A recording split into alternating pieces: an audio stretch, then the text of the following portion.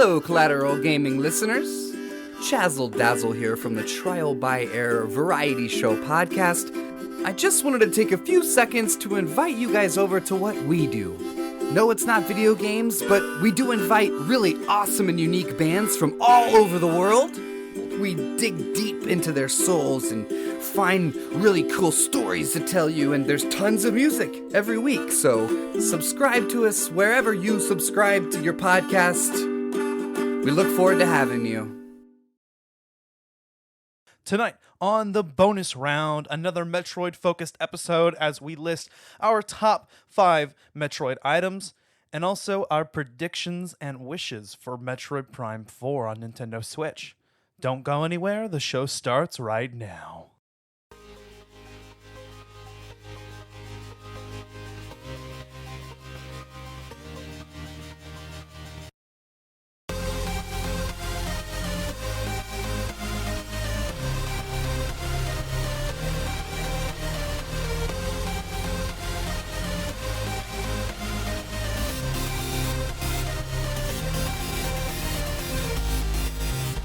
Welcome to Collateral Gaming bonus round. I'm Ashley Chancellor.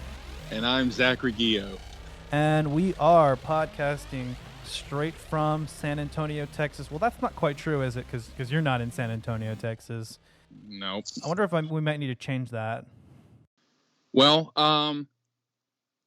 let's see. I'm in Jessup, Georgia currently. So, I mean, we could split it up, say I'm podcasting from San Antonio, and I could say something along the lines of I'm podcasting from Jessup, but hopefully soon we can connect or something like that, Something like that. Or I don't know. We'll figure it out. But anyway, yes, my friends, we are a 420 friendly podcast. So whatever you have, smoke it if you've got it. And we're sitting here. It's another bonus round episode. This is another kind of just impromptu thing. We're like, fuck it. We want to talk about Metroid. So let's talk about Metroid, right? Amen to that. So we'll start off with a top 5 list of our top 5 favorite Metroid items. We'll start with you, Zach. Okay. So my number 5 choice today is the Wave Beam. And that is in almost every single Metroid game, with the exception of Metroid Prime 2 and Metroid Prime 3, which is kind of replaced with the Nova Beam, except the Nova Beam can only pass through phasite. The Wave Beam is awesome because with the 2D Metroid games, the Wave Beam gives you the ability to, shoot through walls and objects to reach places that you haven't gotten to before. Like in Super Metroid or in Metroid Fusion, you can shoot through barriers to hit buttons that will allow you to access previously inaccessible places. And in Metroid Prime, it's really cool because it has an electrical feature which allows you to charge power nodes behind walls, especially in the Phendrana Drifts, which is where you get it. What is the creature that you have to fight? It's a Sheegoth, right? It's a Sheegoth, yeah, an adult Sheegoth. Yeah, you fight and face the first adult Sheegoth of the game, which they become base enemies later. But you take that thing out and it gives you the Wave Beam. But in Prime, it allows you to electrically charge nodes that you couldn't before and allows you to access areas. And I just love this beam because in the 2D games, it's kind of like the last beam that you get. And once you get it, you're like, okay, now I can pretty much get anywhere that needs to be accessed with a beam of some sort. And in Prime, it gives you the ability to electrocute enemies and defeat other enemies in a way that you couldn't before. And in Prime, there's missile combinations with each beam that you get, like super missiles, ice spreader, flamethrower, and the wave buster, which you find in the Chozo ruins after you use this. I think you use the spider ball track where in the same room where you get the morph ball to climb up to the top, go through, and you can go in there. And by the way, if you're listening, there's also a artifact in there. Spoilers, sorry. But you climb to the top of that tower while using, I prefer to use super missiles, but you can use individual missiles too, to break down the tower until you can finally reach the top and get the wave buster. You use 5 missiles, and you have a constant stream of electricity that burns through missiles quickly, but it's awesome because you can just electrocute anything in your path. It's pretty great. So yeah, I love the wave beam. It's really cool. For me, it's extremely iconic. Well, I mean, for the Metroid series, it's extremely iconic, but I always look forward to getting this item. And it's fantastic for me because it Metroid Fusion was my first game, and when I got the wave beam, it made your beam look so cool because it just had this really cool oscillating effect that just made your beam rotate as it was passing through enemies and passing through walls. And I absolutely loved that, and I thought it was cool. And so when you told me to grab some items to list, I was like, oh, that's the first thing that popped into my head. I was like, most definitely the wave beam. I want to say it popped into my head as well. Actually, the wave beam is badass, and out of the different elemental beams that you get, I think it's definitely one of my favorites in Prime and in the 2D games as well. I remember using it in Other M as well. It had kind of the same features that it does in the 2D games, where it just goes through walls. And I liked the electrical puzzles you can do with it in Prime, and yeah, like you, I love the oscillating effect as well. That was badass in Metroid Prime. And it's actually kind of similar to another item on my list, which we'll talk about in a little bit. But my number 5 is the Spider Ball. Woohoo! Featured in Metroid 2, Return of Samus, Metroid Prime, the whole trilogy, actually, all 3 games. Federation Force, and we will talk no more of that. That is the only name drop that game gets. And then also, of course, Metroid 2's remake, which is Samus Returns. So I love the Spider Ball. It makes you, it gives you a lot more opportunities to access the world, particularly in the 2D games. In Metroid 2 and Samus Returns, you can climb on any wall using the Spider Ball, so it actually is pretty badass. But even in the Prime games, being able to move along the rails and boosting off of them and using jumps and all the different Spider Ball puzzles were just highlights of the game for me. I enjoyed the gameplay. I mean, the Morph Ball as a whole, I think, is one of my favorite items in the Metroid series, just the whole thing. But the Spider Ball just makes it even greater. And I loved the I just love the, what am I trying to say here? Just the movement style, and I like the puzzles and what you can do with it. Yeah, I also really like how I think in most of the games it changes how the morph ball looks too. In Metroid Prime, one of my favorite moments is when you defeat Thardus, because that's such an amazing fight. It's extremely badass. And because at the end of the fight, Samus is just looking up with her arm cannon, just watching this rock figure that's been brought to life just crumble before her eyes. And then you see the little spider ball icon floating there. And you go and pick it up, and she goes into her morph ball, and it like attaches the two sides to her. And you notice now it's not just your morph ball; it's the morph ball, but it's improved and it's shiny and these green, clear, translucent circles. Yeah, it's so awesome. I remember that. Yeah, and I remember fighting Thardus, which is was kind of a tough battle. I remember the first time I went through that, and then afterwards, you get the reward of the Spider Ball. Which, if you're playing Metroid Prime up to that point, you're seeing all these magnetic rails that you could be able to use the Spider Ball, and so you're just waiting for you to get that upgrade, and then you do. And like you said, I love the way that the Morph Ball looks in Prime once you get the Spider Ball. And I love how they improved upon it in the next 2 games by adding the ability to boost off of the Spider Ball rails. That was used to great effect in both Metroid Prime 2 and Metroid Prime 3 Corruption. A lot of neat little puzzle areas. Oh yeah, and some rather rage-inducing areas too, where you have to try to line up. The camera angle does not let you see it properly, and you have to try to line up how to drop perfectly. I think one of the most memorable Spider Ball moments for me is getting to the fight with the Omega Pirate in the Phazon Mines. And right before, at the top of the impact crater, right before you face Metroid Prime, literally the hallway right before you get to Metroid Prime, there's that advanced Phazon on the ground, and you have to go through what looks like this really old rusted spider ball path, and it's so cleverly done because if you make one mistake, you're going to fall into that Phazon, and it drops your health so quickly. So you have to be very precise with your movements. And I love using the boost ball to launch yourself up to spider ball tracks. Like you said, the puzzles were fantastically done. And especially you didn't really have to do it too much in Metroid Prime 1, but boosting yourself off of the spider ball tracks is something that is not easily forgotten. Those puzzles are very memorable. I think one of my favorite boosting areas off of spider ball tracks was the entrance to the Forsaken Fortress after Dark Samus destroys the bridge, and you have to finagle your way across the open gap by boosting across the path. It's fantastic. The spider ball is an amazing item to get. Yeah, I agree. There's a lot of neat little clever puzzles. I like the Powerbomb Guardian fight in Metroid Prime 2 Echoes as well. Frustrating fight, don't get me wrong, Ew. but it kind of used the power the spider ball well.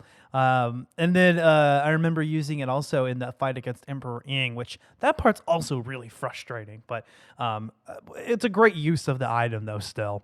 Very unique idea, just very rage-inducing. That's a word that I will say a lot when talking about those kind of areas. Yeah. Ooh.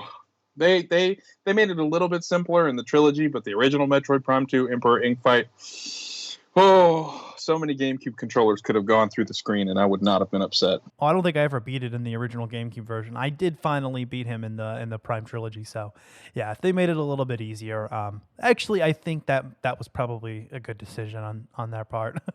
Yeah, the copy of Metroid Prime that I had for the GameCube came with a demo version of Metroid Prime 2, and so I loved that demo, and I played it so much, I was like, I have to get this game for the GameCube. And so I originally did, and so I played Prime 1 and Prime 2 leading up to Corruption's release, and that was so exciting. So the GameCube version's really good. You can sequence break very easily in that game, but that's for another topic for another time. But yeah, the spider ball is incredible and very, very awesome item that is usually found, I guess, halfway through the game, roughly. And that's a good estimate. Yeah. At least in Prime, you get it halfway through the game. It generally seems to be halfway through because you see a lot of those spider rails. Echoes kind of, is until you get to Sanctuary. So, I mean, that's like pretty fairly late. And I don't think you don't get it in Corruption until kind of the last third of the game as well. Because it's after you get to the pirate home world, but then you go back to Elysia. Yeah, okay, so my bad. Prime is the only game where you really get it halfway through because you need it early on. Yeah. Earlier on, I should say. But the other games, it's early within the third act, I would say. Yeah. But I guess moving on to number 4.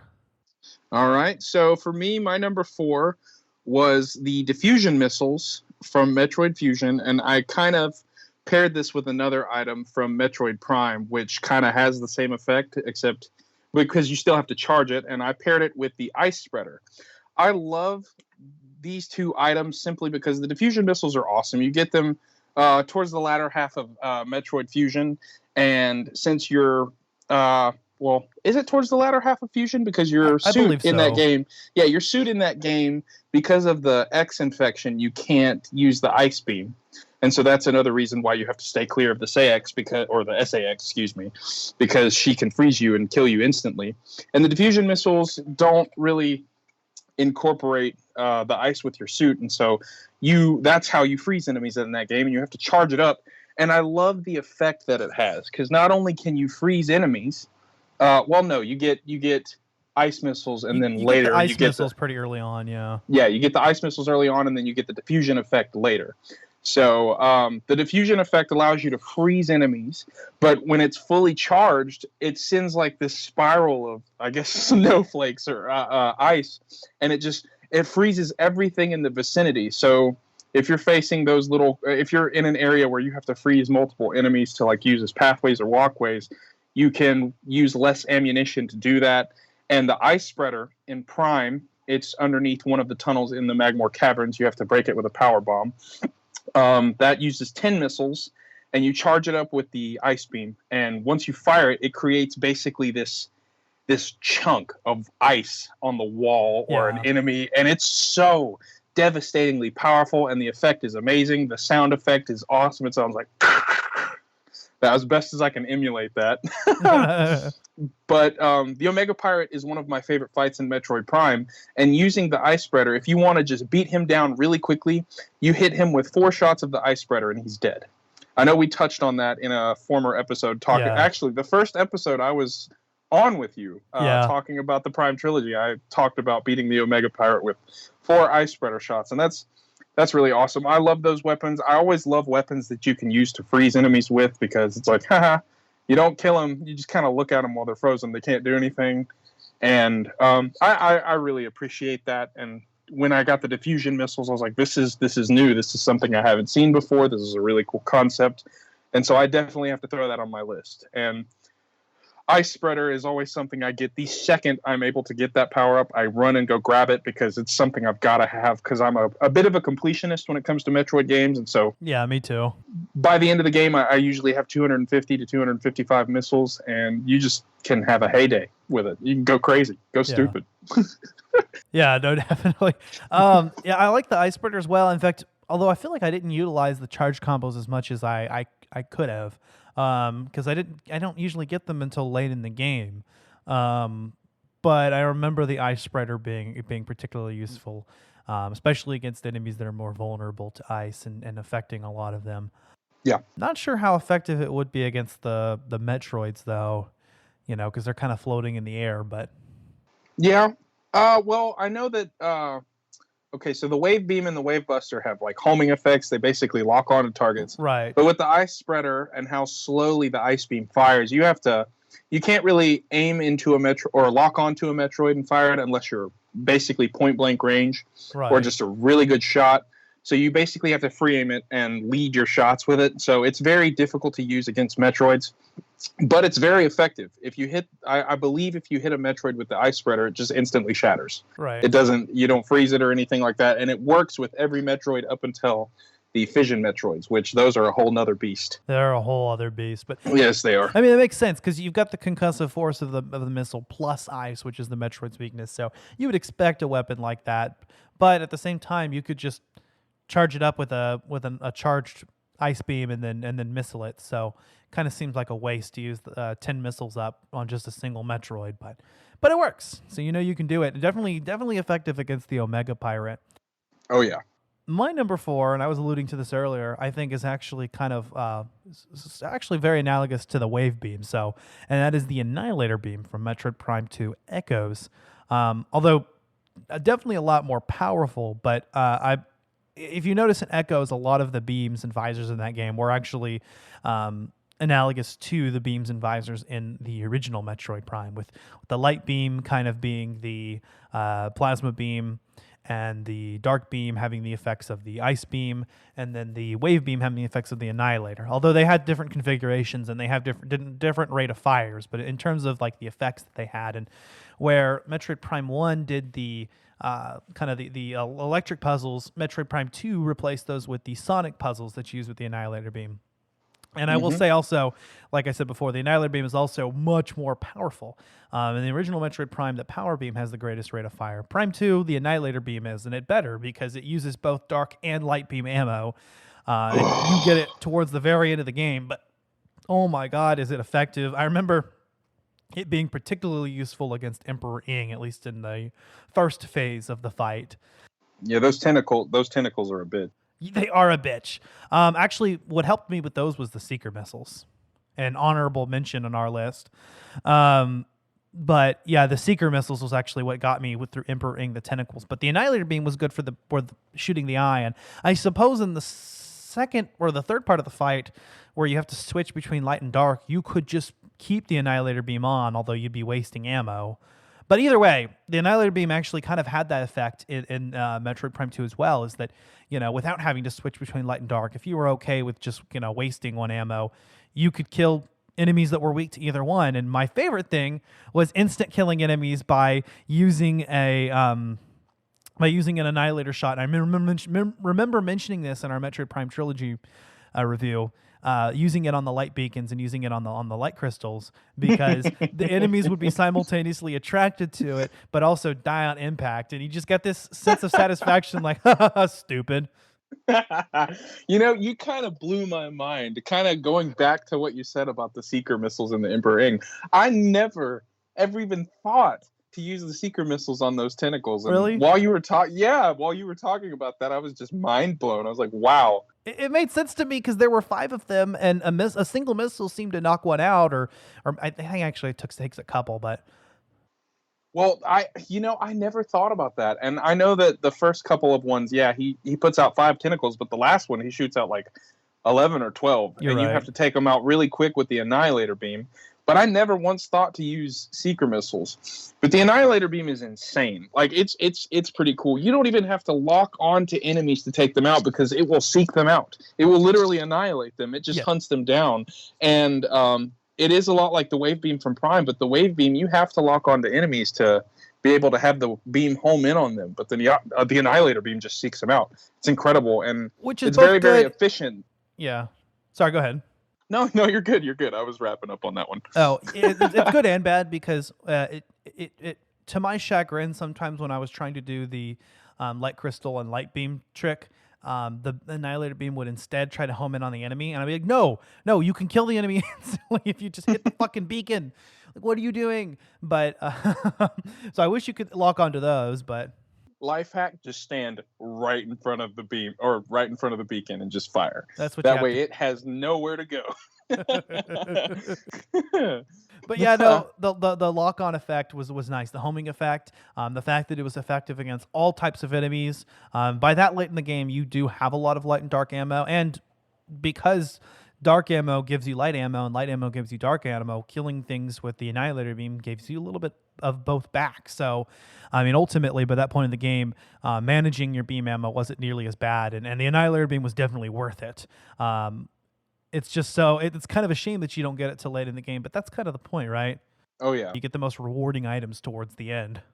This is true. And something else to mention, I don't know if you were about to touch on this, but we were talking about charge combos earlier. Mm-hmm. And in the Phazon mining site, in I think it's the Dark Aegon Waste, once you have the Eliminator Beam, the Annihilator Beam, you can go back and open the door, the Annihilator Beam door that's on the far right side when you walk, or no, it's on the far left side when you walk in from the first entrance. You open that and there's the Sonic Boom, which is one of the greatest charge combos in the entire Prime series. It is. Which it uses 50 light beam ammo and 50 dark beam ammo, but it just creates this wave of sound that it basically distorts reality wherever it hits. And you see just this, I guess, this prism effect. Yeah. And it's so devastatingly powerful. Mm-hmm, it is instant. And any ing that you come across, except for, of course, the Emperor ing, they just die instantly when you hit them with it. It is incredible. They're just gone. No chance. Absolutely no chance. And the sound that it makes, I'm a big music guy and sound guy. And so when I'm playing games, the sound effects have such a huge impact on me.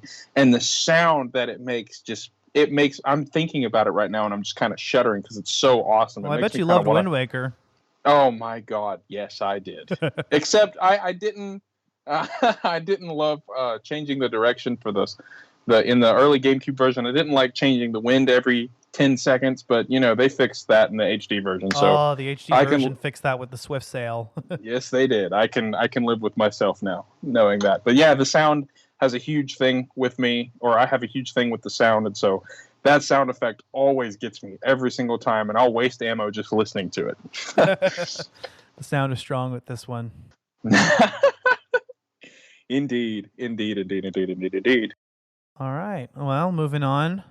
All right. So number 3 for me, I chose the X-ray visor. And the X-ray visor is really, really cool for me. The first time I saw it was in Metroid Prime. This item can be found in Metroid Prime, Metroid Prime 3 Corruption, and Super Metroid. I actually didn't play Super Metroid until about a month ago for the first time ever, and I had no clue that this item was in the game. But the X-ray visor is awesome because it gives you a perspective in the game that, of course, that you haven't had before. It allows you to see behind walls. It allows you to find power-ups that were hidden. It allows you to see hidden platforms, which in the Talon overworld where it's raining, you can kind of see those platforms by looking and seeing where the raindrops are hitting, so you can kind of guess.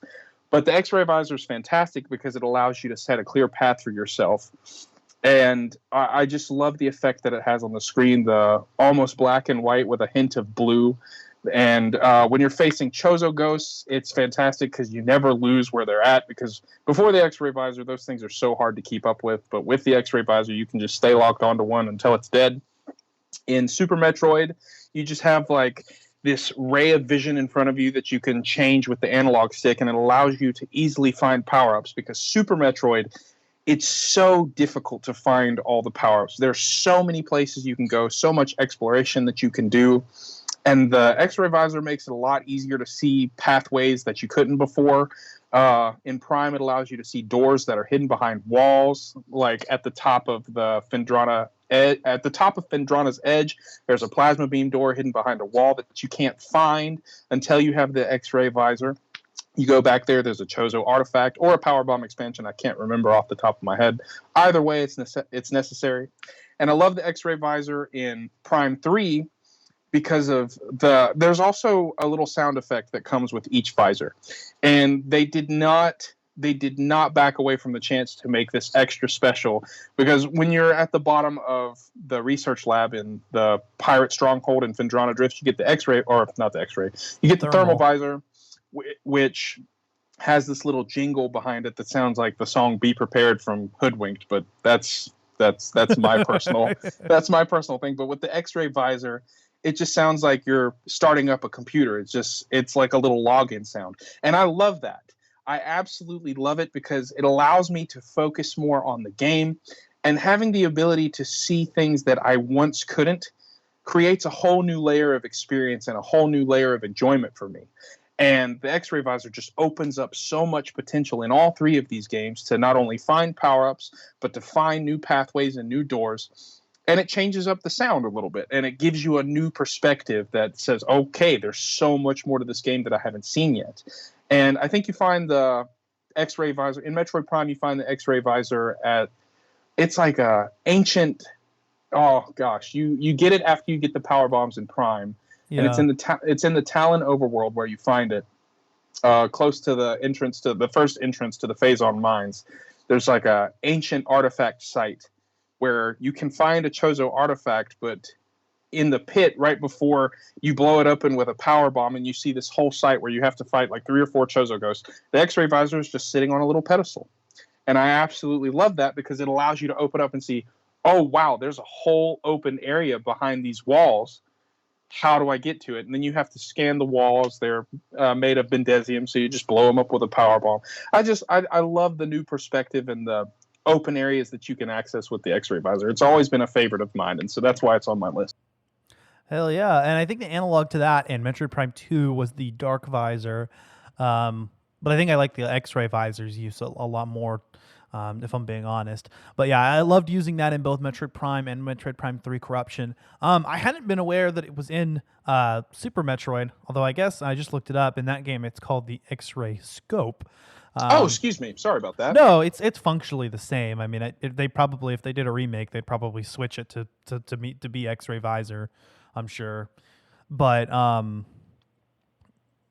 yeah, I think that's what threw me off. But of course, I don't think I ever got that far in Super Metroid either. But yeah, that was a badass item, and I loved both that and the thermal visor. I think it made things a lot more interesting in Prime, and I liked a lot of the puzzles that you could do, that you could use with it, and the fact that you could see, you could trace enemies that you weren't able to trace before, like the Chozo ghosts and whatnot. Yeah, which is why functionally it's very similar to the Dark Visor in Prime 2. But I do feel like Prime 1 and Prime 3 do utilize that visor a little bit more. But yeah, no, that's definitely one of my favorites as well, and I think it might be somewhere in my top 10 list for sure. But my number 3 is the Power Bomb. And I know this is kind of generic. I mean, I'm sure this is going to be at the top of a lot of people's lists, but the Power Bomb is just so overpowered, and getting it in every Metroid game, and again, this is in almost all of them, it is definitely a turning point in the game, and usually tends to happen more towards the later parts of the games, because it's just so overpowered. And I remember you don't even get to do it in Other M until actually the last final boss fight, but it just completely destroys every enemy in the room, or in the vicinity, I should say. Especially in the case of the Prime games. And I remember the SAX using the Power Bomb in Metroid Fusion, and that just made the SAX fights that much more terrifying. Or Yep. using, I think there's one part where you use the power bomb and that wakes up the SAX, right? And causes her to come investigate you. Oh yeah. Adam tells you about that. Like you open a specific area. I think heading down to sector 3 after you get the power bombs, and he like tells you, "Hey, your power bomb was detected by the SAX. She's hunting you. She's looking for you." And in your mind, you're thinking, "Oh shit," because I can't stand up to this thing because I don't know if it's a woman. I don't know if that counts. It's an X mimicking you. It's an it. Yeah, there you go. I think so. Also, the other function I like of the X-ray visor, which is put to good use in the 2D games, is the fact that it unmasks all the blocks on the screen. So it's actually the predominant way of finding power-ups later in the game. Whenever you go in, I mean, you kind of just power bomb a room to see what's in there, you know, and it shows everything in the room, and that does make things a lot easier. I remember using that to that effect. Yeah, power bombs are really cool just because it sucks because the power bombs in Other M are so awesome, and you literally cannot use them until the very last encounter with the Metroid Queen, and then the post game where you go back to find Adam's helmet. Right. And we're not gonna talk too much about Other M because that's a whole other spiel we can go on. But I really liked the effect that they had in the cinematic of Samus's morph ball just shooting up in the air, dropping a power bomb, and it was devastating. It actually looked like a blast, and it was really cool. But the Prime games, I'm sad that it's not in Metroid Prime 3. I'm sad that they took that out, and I guess it was replaced sort of with the ship missiles, but or with the hyper ball in a way too as well. Yeah, because it did affect a wide area. But I loved the effect that the power bombs had. If you had a bunch of Metroids around you, you could just drop a power bomb and wipe them out, so you could keep going. Finally, being able to break Bendesium walls and Densium walls in Prime 2 to get those power ups and access those other areas, it was really satisfying. And in the 2D Metroid games, I didn't like power bombs as much in the 2D Metroid games because it just kind of blackened the screen. But like you said, I did like how it exposes power-ups and kind of lets you know where you're supposed to go, gives you a path. So power bombs are really cool. They're not necessarily on my list, but it is an item that I look forward to getting. I love how you get them in Metroid Prime 1. You go to, I guess that's your goal the first time you get to the Phazon Mines, is to go down and hunt for those power bombs. You don't know that's what you're after, but that fight with that invisible droid is so annoying. Oh yeah. But I love the puzzle getting to the power bombs, like rolling through the little dirt with rolling through the dirt with the little electric fences that you have to time, and you have to bomb the little puddle of water to short circuit it's really cool. Oh, in that part, that fight with that drone right before you get the power bomb too is all in this long stretch since your last save station. I remember that because I was, and I didn't die, thank God, the first time I fought that drone. But I remember fighting through a huge section of the Phazon Mines, and then finally getting to this fucking drone, which almost kills me, stressing out because I really don't want to have to play through all of that again. And then once you beat it, you got to do this whole puzzle, and you're still kind of freaking out because you can't quite get to a save station yet, and you really don't want anything to happen. You don't want your console to turn off or anything. And so, but then you finally get it, and I think like shortly after that, you finally get to a save station. But I just remember being completely stressed out by that. But go ahead. No, sorry. I was just gonna say, one of those ice beam doors in that room takes you directly to a save station, and you can finally breathe a sigh of relief. The first time I got through the Phazon Mines, I got just absolutely mollywopped by the elite pirate, and I had like half of an energy tank left. And you get down to that elevator, the elevator that takes you down to the lower part of the mines, and I did not know that the crates in the elevator exploded when you shot them. And so I was like, yes, crates, there might be health, and I shot one and it killed me. No. And I just turned off my GameCube. I was so mad. I turned off my GameCube, threw the controller on the couch, and I just got up and left. And at that point I was like 9 years old, so I'm pretty sure I started crying because I had fought so hard to get to that point, and I just died. Just died by shooting a crate of all things. Oh, the Phazon Mines is so fantastic. One of my favorite areas in a Metroid game to date. Yeah, the Faceless Mines is definitely a highlight of the game, and the like I said, getting the power bomb in every game is I think a major turning point. I always look forward to it, and obviously it's one of the most overpowered parts in the game. And there was something else I was gonna say about the power bombs, and I can't remember. Oh well. All right. Well, moving on to number 2. Ooh, all right. So the number 2 item that I have on my list, which I guess most people would argue that this isn't really an item, it's more of a, more of a suit. But I love this because of what you can do with it. My number 2 is the gravity suit. The gravity suit is fantastic because it allows you to move freely through liquid environments. Mm-hmm. And in 2D Metroid games, it also gives you immunity to lava. So you can explore the lower levels of Sector 3 and anywhere else in the game, or Sector 3, talking directly about Fusion. But in Metroid Fusion and Zero Mission and Super Metroid, and unless you're in Lower Norfair, you can access lava areas and you can kind of see what's down there. And it's really cool because in 3D games, you still take damage from lava. But being able to explore liquid environments and move freely is so awesome. The downed frigate in the Talon overworld is so beautiful. The music is just great. And all the while you're just exploring while all these fish are going around you.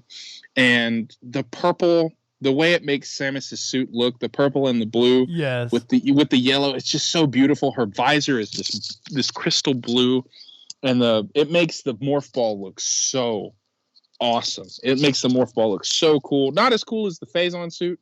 That's a whole other topic, but it's a beautiful item and it's really awesome. I love not being limited in liquid environments, moving around, collecting power-ups, and just it's amazing. And I love the effect when you get it. It's in the back of the Phendrana Drifts, right? It's in Phendrana's Edge when you get it. Yeah. And when Samus collects it, it's kind of the same as the Various suit in Metroid Prime. When she gets it, she lifts up off the ground and puts her arms out. And it shows her face in the camera and she just closes her eyes. Kind of Sailor Moon's there for a second. Yeah, she's just accepting this blessing from the Chozo. And it's so cool. It's so iconic. I love watching that. And it just kind of puts you in the feels a little bit. At least it did with me.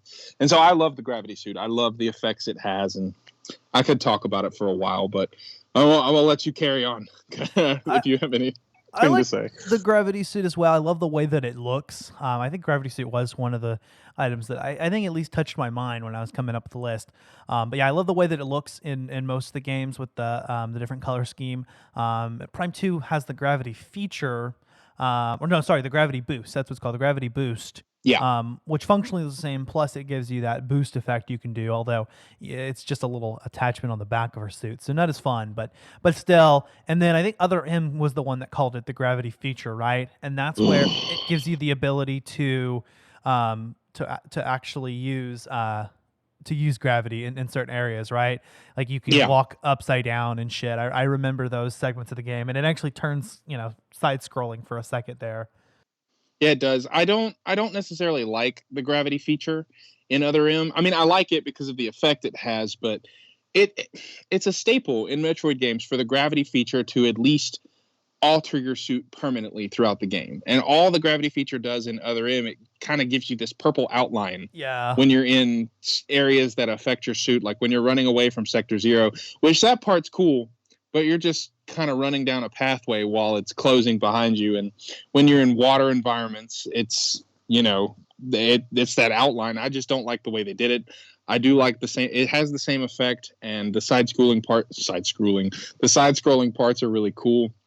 But Metroid Prime 2 was interesting. I knew they were going to do something along the lines of it. Well, they didn't do that in Metroid Prime 3. But in Metroid Prime 2, I was kind of expecting it because I was fresh off of Prime 1, and it was Metroid, so I thought they were going to stick to the iconic items. But I liked the way they did. I like what they did with the variation. The Alpha Blog. You fight the Alpha Blog shortly after you get it, and that's a really cool fight. But yeah, it's just a really great item, and I love the effect that it has. I've probably said that a million times, and I'll say it a million times more. I love the effect. It's great. It allows you to move freely in water, and who doesn't love Who doesn't love moving freely in water?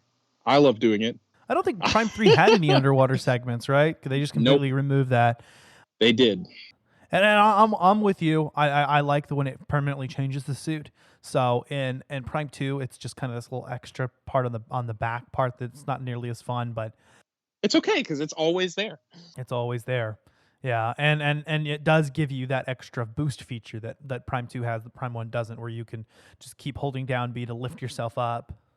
It's cool when you get the light suit in Prime 2. It's cool what it does. The gravity feature kind of like folds into the suit a little bit, but you can still notice it.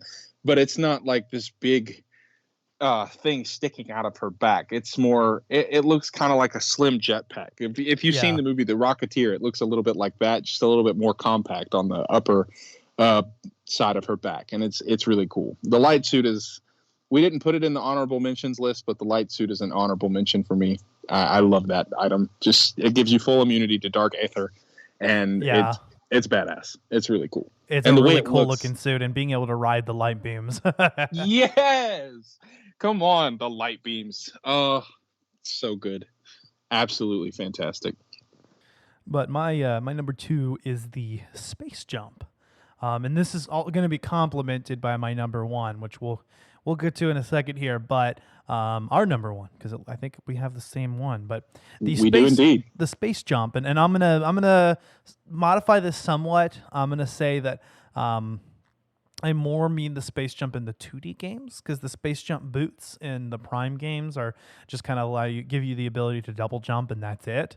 But in the 2D games and in Other M, the space jump allows you to continuously jump, and so it's what, and a lot of times it's incorporated with our number 1, but the space jump is what allows you to indefinitely jump, and there's kind of a trick to it. It's kind of like wall jumping in midair, so you do have to kind of get the hang of it in the 2D games. But once you do, it's great being able to fly anywhere around the screen with no limits on how much you can do it. You just keep going. And that was something that I think was truly unique about Metroid, and I believe it was introduced in Metroid 2, actually. And just being able to continuously jump and explore every inch of the screen, every inch of every room, was fantastic for me. Was it introduced in Metroid 2? I thought it was in the original NES version of the game. Nope.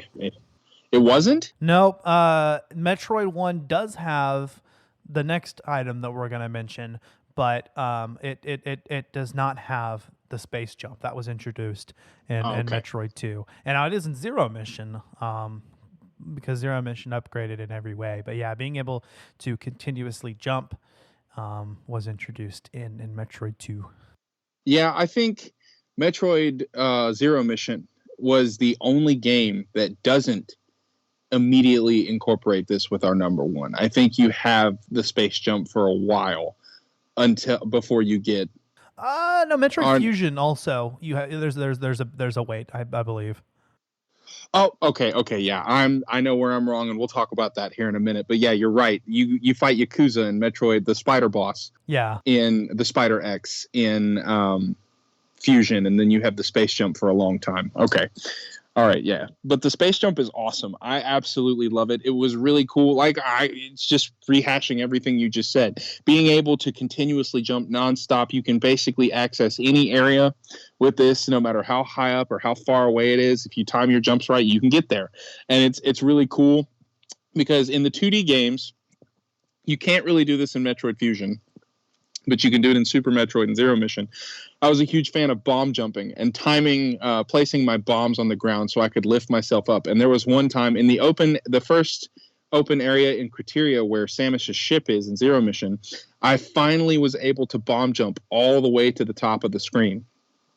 And later in the game, when I got the space jump, I was like, oh, now I can just go here whenever I want. This is amazing. And it just incorporates kind of what you can do, not with the Shine Spark. Shine Spark is also a really amazing item, but you can go anywhere, do anything with the space jump, and it's really cool. It kind of takes away your limitations. Metroid Other M, you can continuously jump, but you can't continuously increase your height unless you're wall jumping. Mm-hmm. But it's really cool. It's really an amazing item and something I always look forward to getting.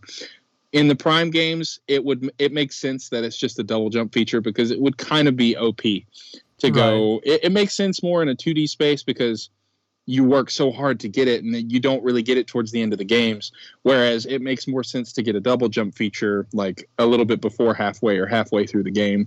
Not halfway. You get the space jump very early on, and you have it from the get-go in Metroid Prime 3. Yeah. You never have to collect that. You have it from the beginning of the game. So it's a great item and something I always look forward to getting. The Jump Guardian is a really good fight in Echoes, and you just get it in Metroid Prime 1. You make your way to the Talon overworld. And yeah, I think when do you go back and get, it's after the wave beam, right? In Prime 1 where you go back to the Talon overworld and get the space jump boost ball. Yeah, it's after the boost ball. Yeah, boost ball. And what's interesting is you go to the Treasure Ruins, you go to Magmore Caverns, and then you go through to Fendrana Drifts just to get the boost ball, and then you run all the way back to Talon Overworld, although there's a shortcut to get you back there. And then you just to get the space jump, and then you run back to Fendrana Drifts again to get the wave beam.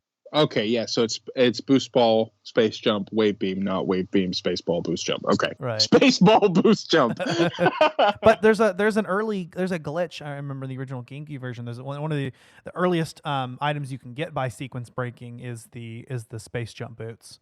By kind of jumping off your ship, I believe you can do that. You can lock on to a starburst plant that is above the first door while on top of your ship, and you can strafe to the right, and you're on the ledge. That's awesome. It's great. I did it once successfully, but they patched it in the trilogy. You can't log on to that plant anymore, which sucks.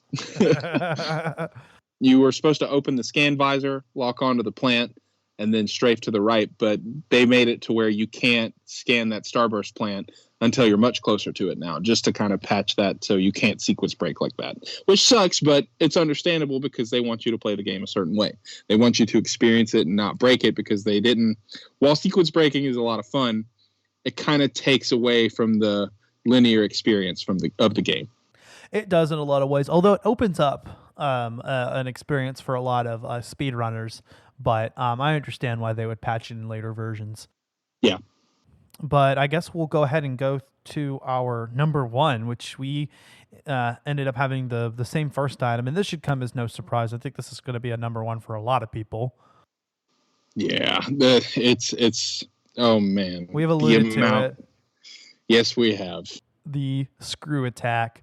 Woo-hoo. So famous, and it spawned a whole website / YouTube channel, right? And then eventually it was bought by Rooster Teeth, and I don't think it exists anymore. But yeah, screw attack, and it's in Super Smash Brothers as an item. It's part of Samus's moveset. It's an iconic item and ability she has. It's in the very first Metroid game, and it's usually thought of as coming with the space jump. But essentially what the screw attack actually does, at least in the 2D games and in Other M, is it, in the non-Prime games, is it adds an energy to Samus's space jump and to her spin jump, allowing her to damage enemies and instantly kills them when she runs into their path. Eliminates. Like I always, when I get this item, I'm like, well, you guys are screwed. It's usually a late game item. And a lot of people, I think a lot of people associate it with the space jump, which is, I think, was part of your confusion about the original Metroid. But yep. It is actually a separate item. I think in Other M they are unlocked together, though. But like you said, Zero Mission and Fusion, they're not. I don't know about Super Metroid. I don't know if I ever got that far, but no, you get in Super Metroid, you get the space jump, and also in Samus Returns, you get the space jump a lot longer before you get the screw attack, which in Super Metroid, you can get a lot of items before you're supposed to. And it's not necessarily sequence breaking because you're able to access all of these areas in different ways if you're good enough at the game. And like when I played Super Metroid the first time, I think I was 2 hours into the game and I got the space jump and I didn't get the screw attack. The screw attack was the last item I got. So I had the space jump practically the entire time playing through the game. And then I got the screw attack. I was like, hey, now I can just obliterate everything except Metroids. Except Metroids. You can't. Metroids, you have to, in 2D games, you have to freeze them and blow them up with missiles. Well, you can freeze them and then screw attack them, but you can't just kill them with a screw attack. They're too powerful for that. But and the fight with the Metroid Queen and Other M, which those Metroids are insane. Those Metroids are so hard to kill, but the screw attack just kind of pushes them off of you. You have to hit them with the ice beam and then super missile them to kill them. Those Metroids are so tough, but the screw attack is so iconic because there are these little beetle things in the 2D Metroid games that you can't kill them. They are pretty much immune to all of your weaponry. You have to freeze them a lot to use them as paths to get yourself up before you have the space jump. And with the screw attack, with the screw attack, you can finally just eliminate them. You can decimate everything in your path. Space pirates, no chance. These beetles, no chance. Nothing has any chance. The screw attack is by far the most powerful item in the game. And they kind of limit this in the Prime games because you're allowed, when you do the screw attack, you can kill enemies that are in your path, but it's really mainly just a way to get places faster. You're limited to 5 jumps going in any direction, and it's basically it just allows you to move farther. There's a missile. Sorry, go ahead. No, go ahead. There's a missile expansion in the dark. In Metroid Prime 2 Echoes, when you're hunting for the Sky Temple keys in the Dark Temple grounds, there's a missile expansion that is the Dark Temple grounds, where it's the dark area where the GFS ship went down, and you see all those dead Marines. In the dark version, there's a lot of Dark Talon Metroids, and you can access this missile expansion if you have the Dark Visor. Yeah, I remember that. By looking at the pathways, but I always wait to get it when I have the screw attack, just so I can jump through and just wipe out those Dark Talon Metroids, because though that screw attack does kill Metroids because it's so powerful. You're limited to only 5 jumps, and so they kind of give you a boost on the damage that it does. It basically wipes everything out. And it's not as cool to me in the Prime games, the 3D games, just because of how limited it is, but it's my number one because my first Metroid game was Fusion. And when I finally got the screw attack, I was unstoppable, just unbeatable. And you get it by beating Ridley X in Fusion, right? I think so, if I remember right. It's been a while since I played Fusion, but yeah, it's a game I'll need to pick back up and dust off and throw it in the old Game Boy. The screw attack is arguably one of the Samus's most iconic movesets. In fact, the icon for the screw attack is the emblem of the Metroid series.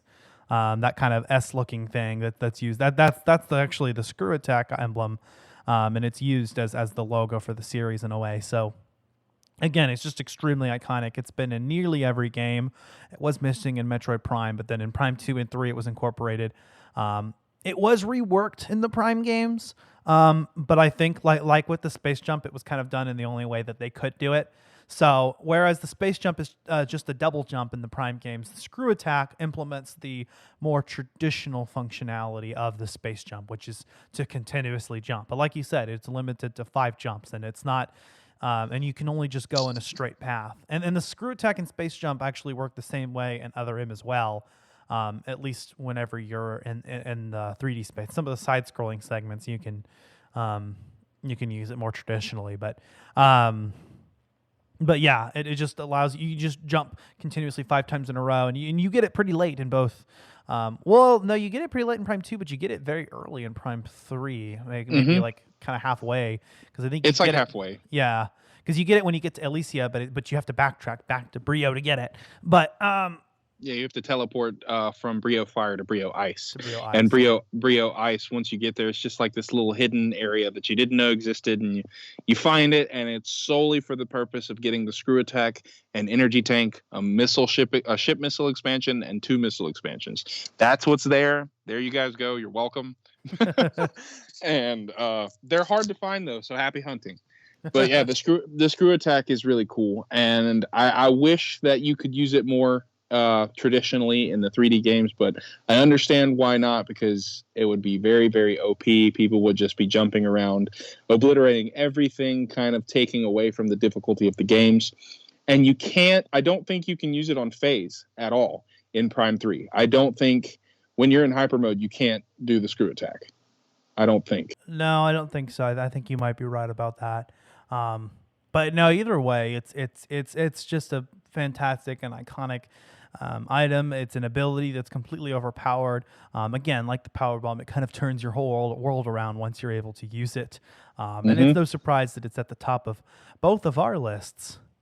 Yeah, it's very difficult to get in most games, and in Metroid Prime 2, you don't get it until the very end of the Sanctuary Fortress, and the puzzle to get it is quite extensive. I remember, it's very fun, very unique, and once you have it, you're like, okay, I'm a god now. I can jump off of walls, and like the last pathway to get to the Emperor Ing, you have to. I mean, of course, you use it for various puzzles to jump off of walls and such, but the very last pathway to get to the Emperor Ing, once you get to the Sky Temple, is you use the screw attack to jump off of the walls to finally get to the room where he sits.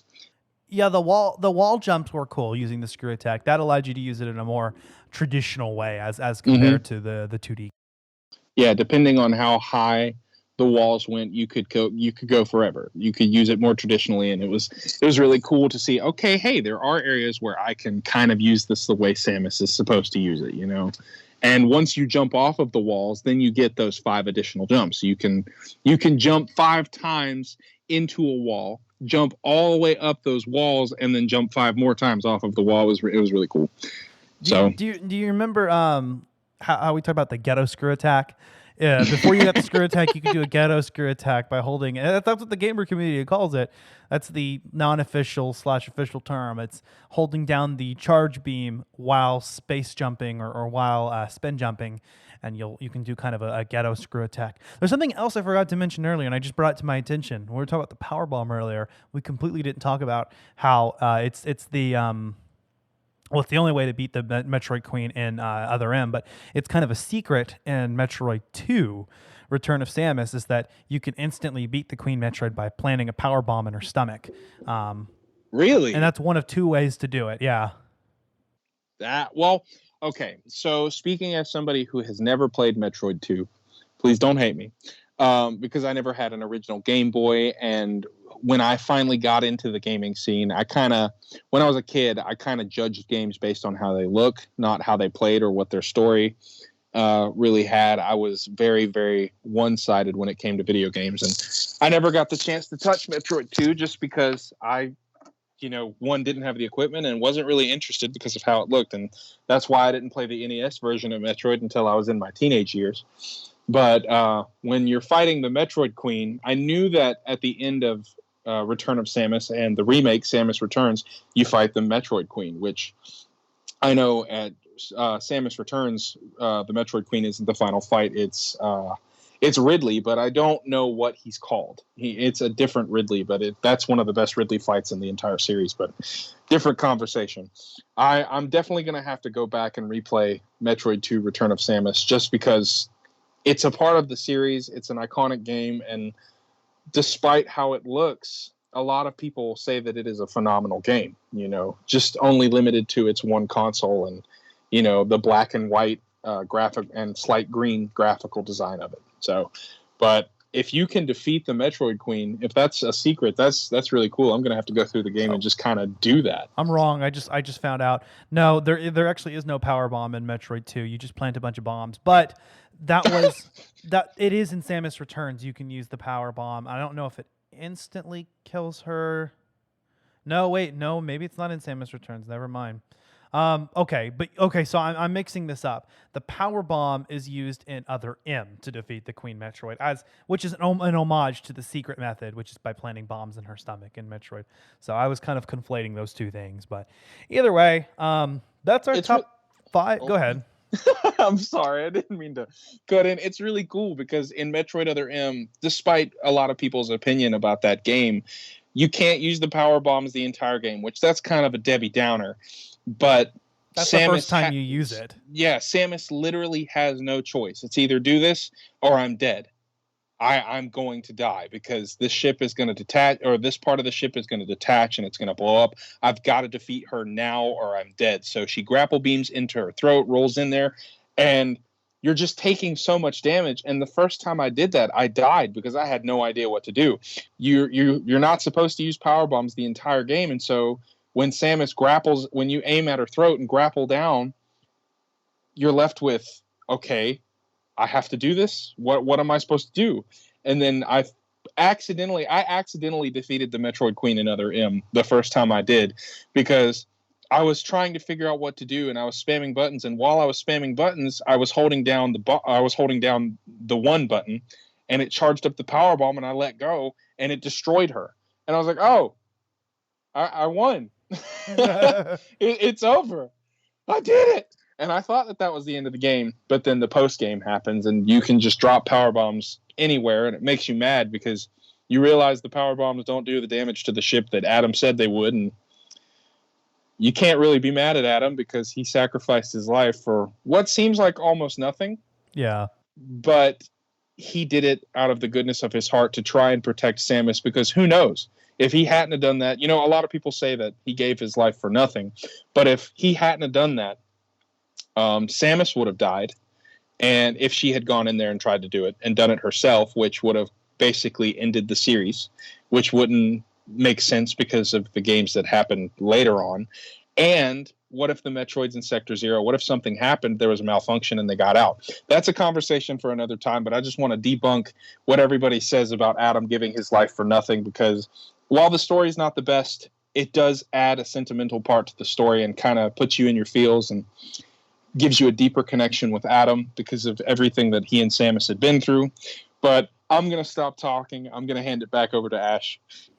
We'll definitely talk about Other M sometime, and I'll have a lot to say about the two, because I think I'm a big defender of that game as well. But we're hitting at an hour here, so I guess we're going to go ahead and jump into the second part of the podcast, which is where we're going to talk about our predictions for Metroid Prime 4.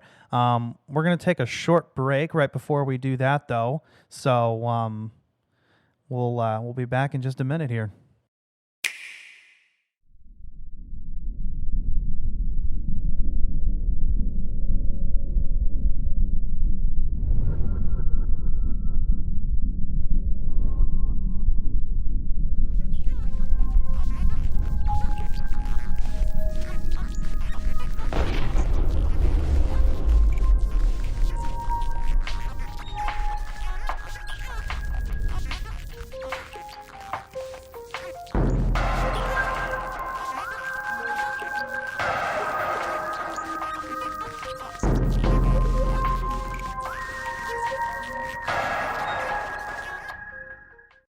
And we're back. So we're going to be talking about our predictions for Metroid Prime 4, what we'd like to see in the game, and go from there. Yeah. Oh boy, this is something that has been long awaited and is still being waited for. So I'm kind of just itching to see the least bit of information that we can get about this game. Yeah, me too. I mean, we've got basically next to nothing, so the sky's the limit.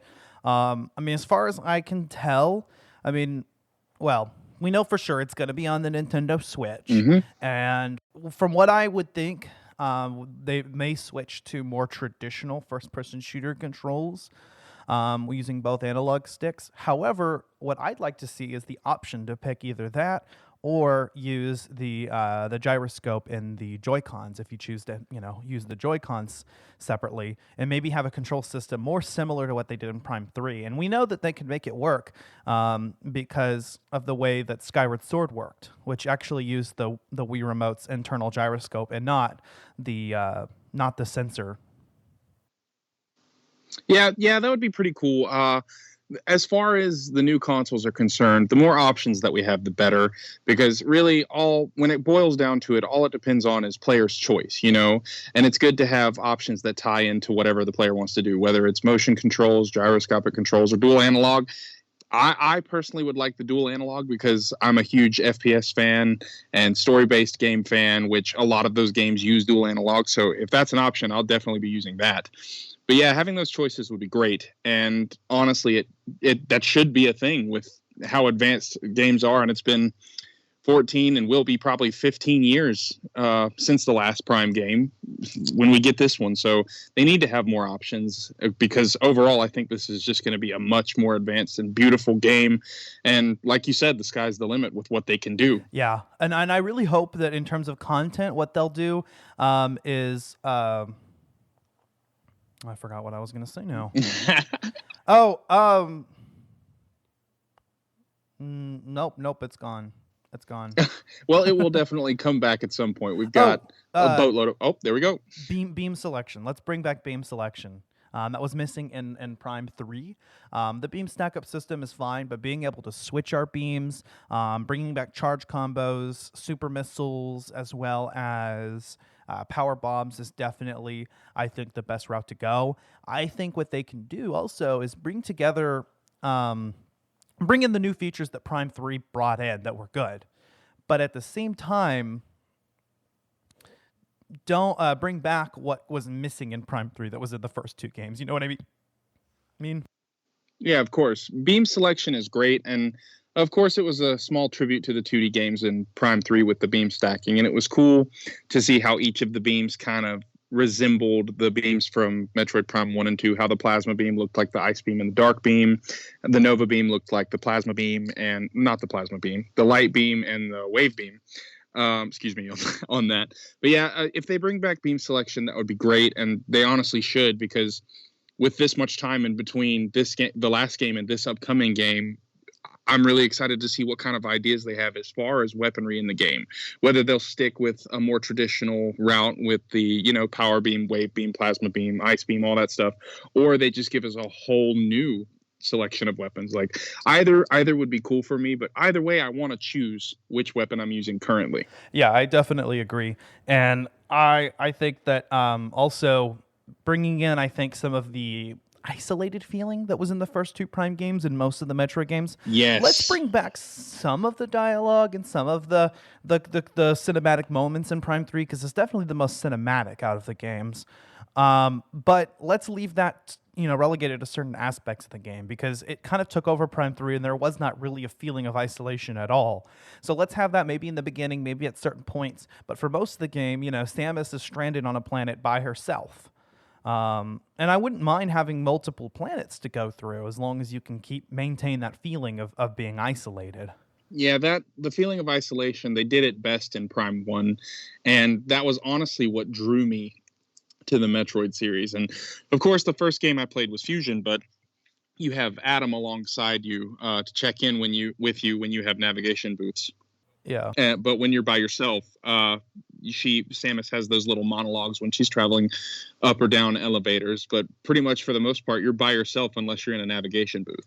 And I love that feeling like you're on your own. You have to figure everything out for yourself. Of course, you have an objective, someplace where you're headed, but feeling absolutely alone is one of my favorite things about the game. Yeah, and it ties back to, I think, how Samus felt in... It ties back to the fact that Metroid, I think, is based on the Alien by Ridley Scott, and in particular, I think the first Alien movie, which is a very isolated film, and so maintaining that aspect of Samus being completely alone and withdrawn and just on this planet, left to the mercy of the monsters around her, and the planet itself, I think, is an essential aspect of Metroid. I also think that there is just a way that Prime 1 feels that's more like the other Metroid games that Prime 2 and 3 don't quite replicate. Of course, they're good for different reasons. I think I said in our Prime Trilogy episode that I think Metroid Prime 2 ended up being my favorite personally, but if they were to bring in the aspect of Prime 1, which definitely feels a lot more like the other Metroid games, I think it would make for a perfect game. So there's something about the way that Prime 1 plays. And I think it might have to do with the amount of backtracking that you have to do, that you go through multiple areas multiple times. That, for instance, you go, like we said before, to Phendrana, and then you go back to Talon Overworld, and then back to Phendrana. And it's kind of this back and forth thing, whereas Prime 2 and Prime 3 had more of you go to this general area for the most part. There's a little bit of backtracking to other areas to get certain item and then come back to your main area. But and that's a lot more of a traditional, I think that feels a lot more, for instance, like Zelda. But for Metroid, I like this feeling of constantly going back and forth between areas. And yeah, there'll be time when you're going to open up a new area and focus on that for a little while, but having to get an item and then go back to another area, get another item, and then, you know what I mean? I like a lot of that back and forth. Oh yeah, 100%. And there's something about reaching an area that you can't quite access yet. And you're like, I wonder what I'm supposed to get, where I'm supposed to go so that I can unlock this new area. And once you finally find that new item or you activate that cinematic sequence and you're like, oh, wow, I can go here now. This area is accessible to me. And it's like a whole new part of, well, it is a whole new part of the game. It's not like one. And you just unlock new possibilities, new story, new areas, new enemies too. And that's just great. And Prime 1 did the isolation feeling the best and kind of gave me that feeling the best just because there's no one to check in with. There's no one guiding you. It's just you. You're alone. And Prime 2 and 3, Prime 2 had sort of a good isolation feeling, but you're still checking in with the Luminoth. You're still going back to the main temple grounds to find out where you're going next. And I just like having to figure it out all on my own. And finding items really helps with that just because, okay, I have new skills. I can do this. Yeah, Prime 1 kind of didn't give you a lot of direction unless you were stuck. And then after a while, the map would kind of tell you where to go, which Prime 2 and 3 also do to an extent, but then Prime 2 and 3 also have like a general guide telling you, okay, this is where you need to go next. And I think what I liked about Prime 1 is that you kind of had to figure it out on your own. And if you were stumped, then the game would eventually start hinting you and giving you a direction, but you had some time to figure shit out for yourself and to really figure out, okay, I want to go here now because I unlocked this new ability. And so, you know what I mean? It was kind of a sense of, I just got this item, now where the fuck do I go?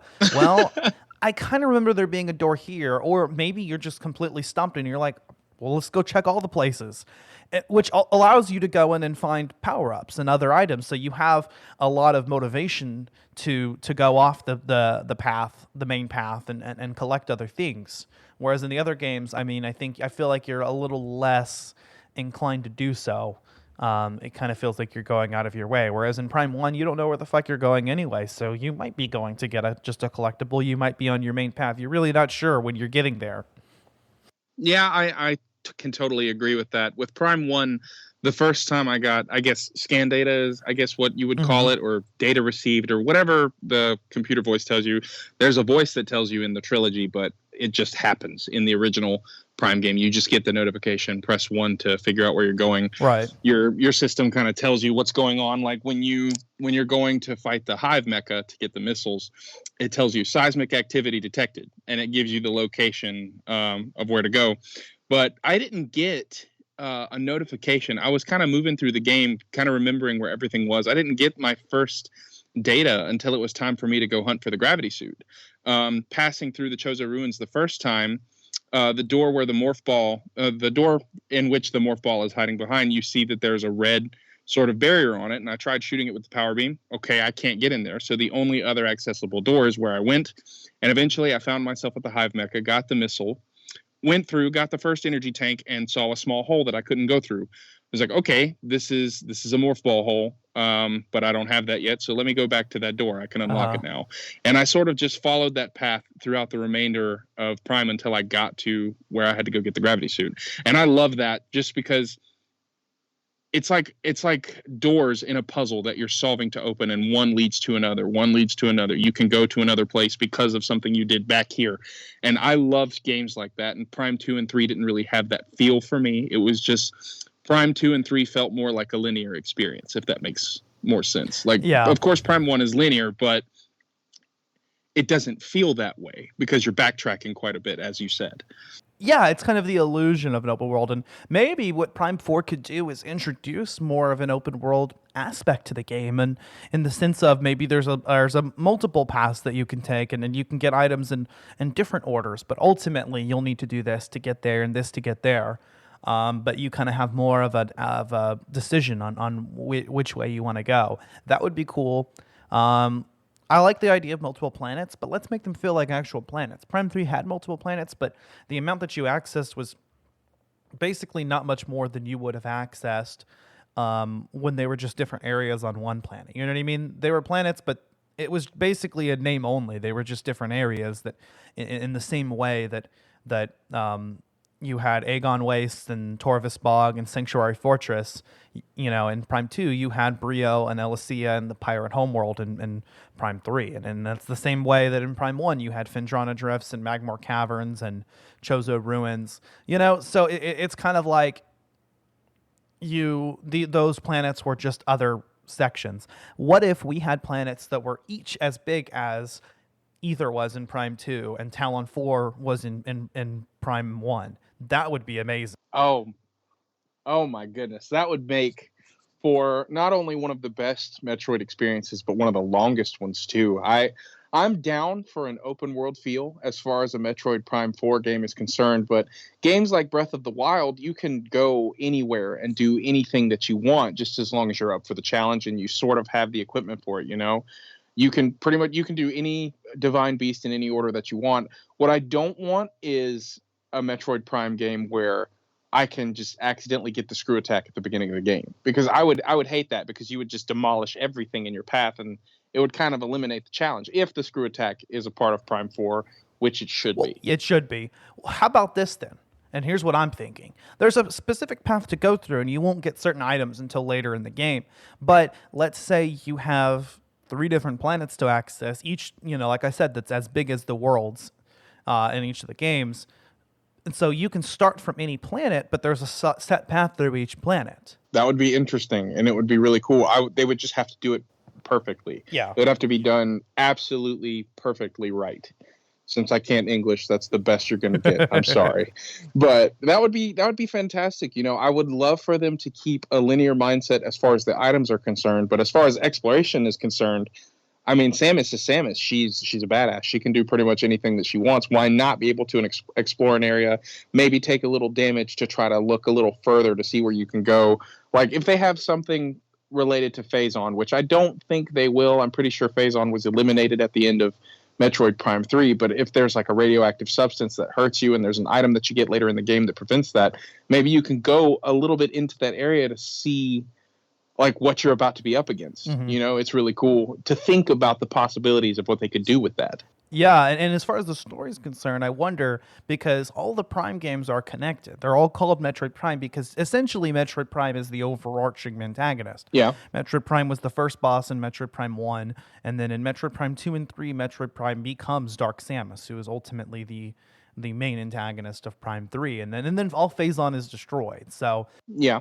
It almost seems like there's not very much to go from there. Phazon's destroyed, Metroid Prime is utterly destroyed, but I'm wondering if they can find some way to still tie it to the events, and basically that Metroid Prime is still kind of the catalyst of it, so that it still maintains the idea that the series, not only is the series connected still, but the name makes sense. Well, since Nintendo only really revealed a title, not really necessarily a title, but just another 3D Metroid that's in the works, maybe the game won't be called Metroid Prime 4, but that's just their... I think they did reveal that it was Prime 4, though. Metroid Prime 4. If they did, then that's cool, but I know for a fact that it's going to be a 3D experience. I don't know how they're going to tie in the events. You and I were talking about it earlier. Well, actually, I don't know if you and I were talking about this, but what if there is a description of like how Samus is being affected by the Phazon corruption, like the aftermath of her being separated from it? You know, what if there's a storyline based off of that? That would be really interesting to see, like her having withdrawals, you know, and her having to deal with that, or her having memories or flashbacks of her encounters with Dark Samus, and they affect her in battle. Now, I don't want them to go the other M route where she sees Ridley and she cowers in fear, because that's not Samus Aran.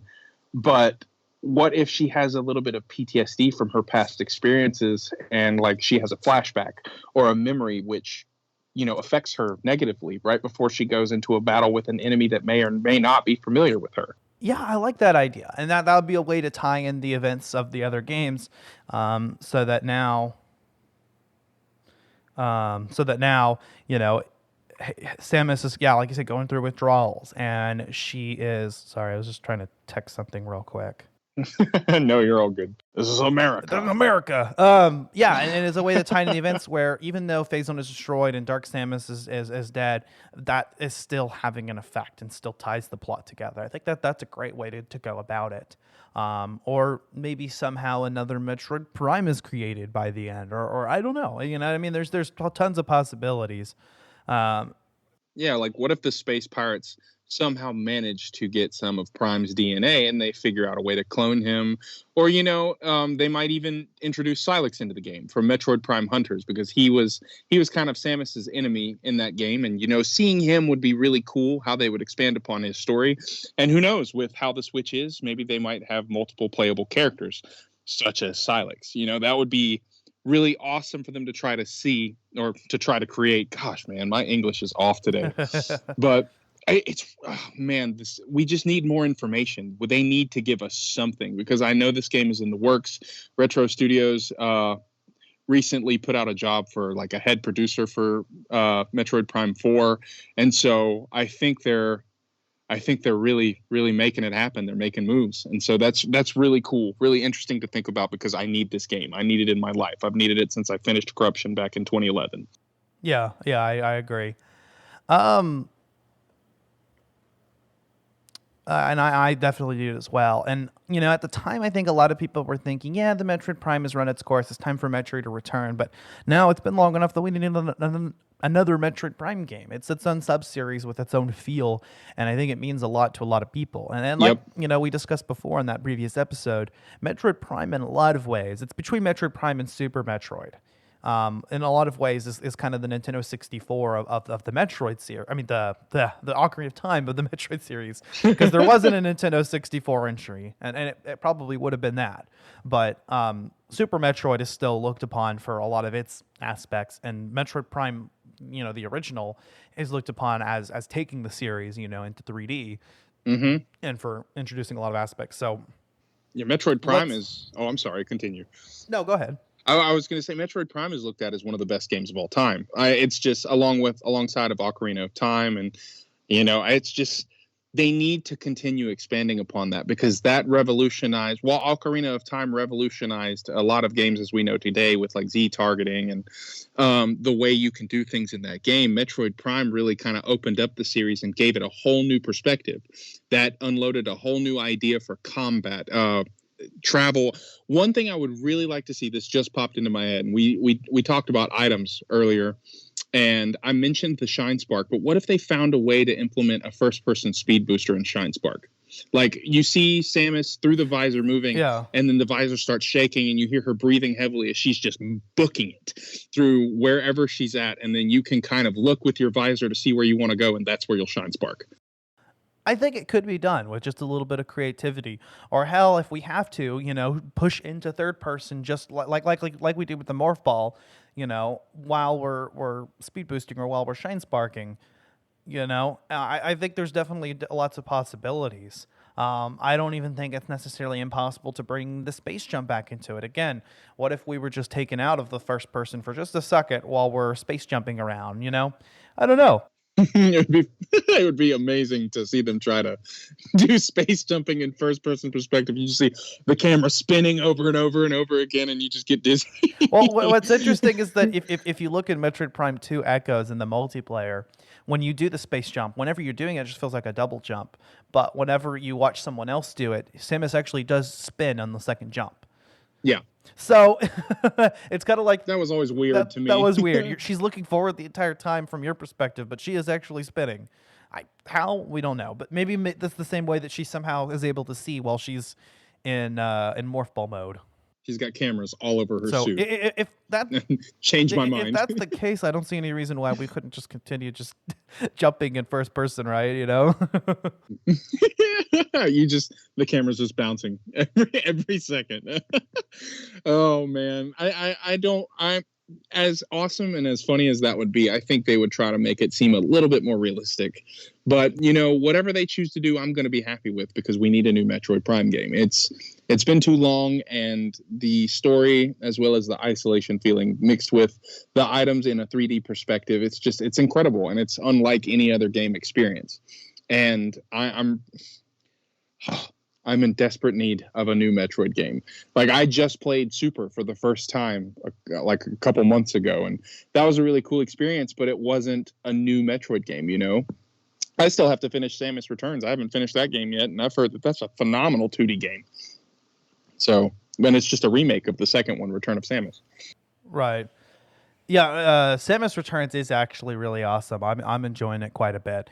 But I guess that's pretty much all we have for today. We'll sort of wrap it up from here because we're already going on an hour and a half here. But we have, of course, a lot more that we could say. Oh, yeah. As soon as we hear more news about Metroid Prime 4, we'll be talking about it. And we're definitely going to be doing an episode on it when it comes out. So just stay tuned for that.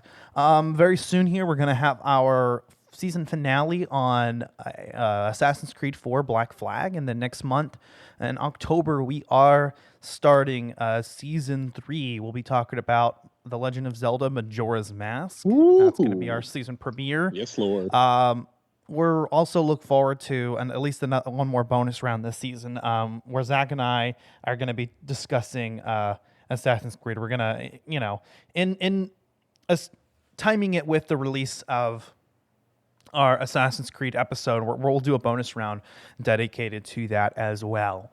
So that should be out very soon. Look forward to that. We're going to try to get going on more Patreon content. I know Zach said he wants to do more of the Let's Plays with me. So yes, I do. Hell yeah. And I'll also get going on some of our other content that we're behind on. Like, I want to get more of the video podcasts out. If you listen to Collateral Gaming and you love movies, check out Collateral Cinema as well. I'm on there. Dakota's on there. We've also got our co-hosts, Bo and Robert, who've been on Collateral Gaming before. And we have a lot of fun. Basically, it's the same thing, except we talk about movies. We are also starting up a new season of Collateral Cinema. We'll be doing Neil Breen's Fateful Findings as our season premiere, coming in October, a week before the Collateral Gaming episode comes out. And I believe that's gonna be, we'll be recording the first week of October, the first full week of October. So that will come out the second full week of October. So you can expect Collateral Gaming, I guess, the third full week of October then. Something like that. We'll see. Lots of content coming. Lots of content coming your way. Exactly. So I get it exactly. Terrible. But yeah, that's all we got to say about it. And that being said, I'm Ashley Chancellor, and I'm Zachary Gio. We are Collateral Gaming. We are out. Collateral Gaming is an L Company production. All music and game clips are owned by their respective creators and are used for educational purposes only. Please don't sue us. We're poor.